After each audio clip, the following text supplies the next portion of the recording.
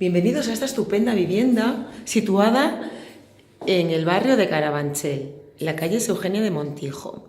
Es una vivienda que se sitúa en una luminosa primera planta en una urbanización privada con ascensor, zonas comunes, jardín, piscina, portero 24 horas. Ya veréis qué bonita. Accedemos a la vivienda y nos encontramos con el hall de entrada que da acceso a la cocina.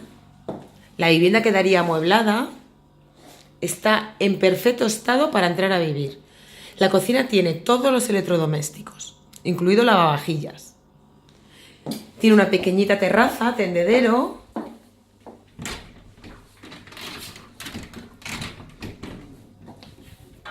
donde está la lavadora y mucho armario de almacenaje. También tenemos la caldera porque la calefacción es individual de gas natural. Aquí tenemos el salón, comedor, que es amplio, tiene aire acondicionado, el suelo está en muy buen estado de parqué. Y por esta zona nos encontramos también otro armario empotrado, además que de los que tienen las habitaciones. Este es el baño principal, que tiene plato de ducha con mampara y mueble bajo lavabo.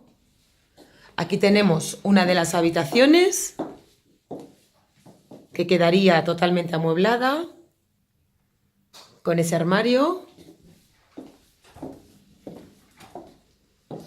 Y por último, la habitación principal. En esta habitación quedaría tal cual, salvo el canapé.